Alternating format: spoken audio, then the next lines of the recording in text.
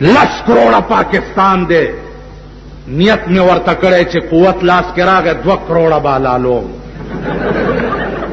والله که زه تاسو یو ژوندی پرېږدم زه به په لاره روان یم تا به راونیسم چې دی خوا راشه ستا دې کتاب ته قرآن ولې وایي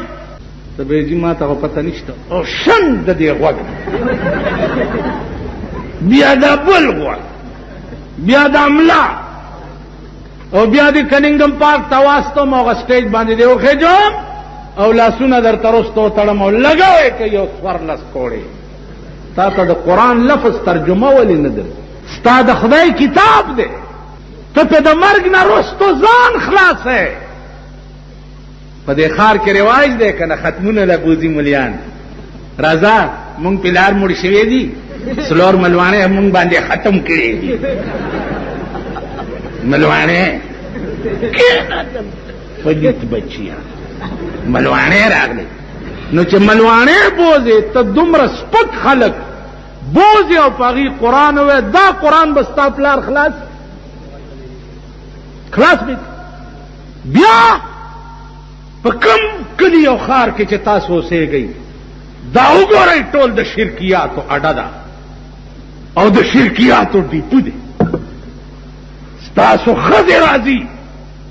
او دلته تعویذګر ناستي پالونه پې ګوري ته امام حسین جاړي او ابوبکر جاړي ستا ښځه تللی وي مسلمان او راشي کافره کور ته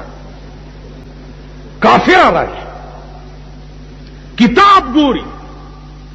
پالونه ګوري بیا د قرآن غوندې کتاب موجود دی او تاسو د پیر صاحب ختم کوئ امداد کن در دین دنیا شاد کن ارحق بلا آزاد کن یا غوث العظم دستگیر قرآن غوندی کتاب موجود دے او تے امداد کن دا دے مستقل خلق کورتا ہے چے بوزئی وہی پیران دا ختم کرو قرآن نو چھوڑ دے پیران دا ختم امداد واو رہے کچا د غیر اللہ نا امداد اغختا پاٹکی کافر دے خبر تلاڑو او زیارت تے ہوئے چھ بابا زوی میں نیولے دا برا تخلاصے پاٹکی کافر نن ستا دنیا تبادا ستا خزی دی د شیعو امام باڑو تا او پا جنڈو پوری گڈاگی تڑی که نه تړي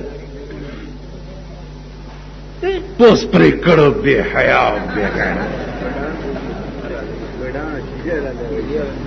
بیا نظر لغیر الله کوي د الله نه سوا د ولی او بزرگ په نوم چې چا ګډ او چیلې حلال کړو داغه غوښه د خنزیر نم زیاته پلیته ده نن زمون ټول ملک په دې قهر گرفتار دی مونږ د شیعه سنی په جنگ کې گرفتار شیعه او توان چې تاسو فقه جعفریه په سر اوچته کړې ده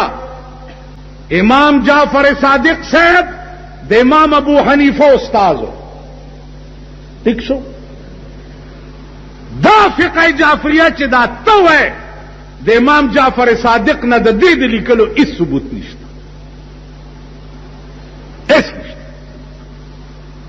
دا ستاسو مولیانو 1.5 کاله وروسته جوړه کړې راځئ مونږ د شاګرد په مذهب یو او تاسو د امام په مذهب یې مونږ د امام ابو حنیفه په مذهب یو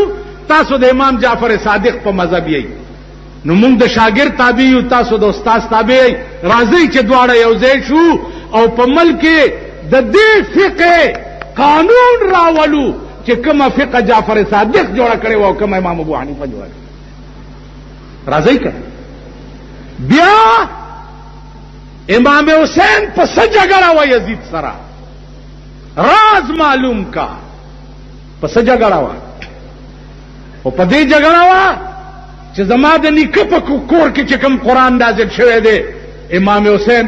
وی چې یزید داغه د دفعاتو خلاف ورزي کوي زما ور سره جنگ دی ځان په قربان کا او د یزید پلاس کې لاس کې نه خو نن ته د دوانو د پاره یزید خو څه کوي د یزید پر کټو ته پوجي کوي سجدي ورته لګي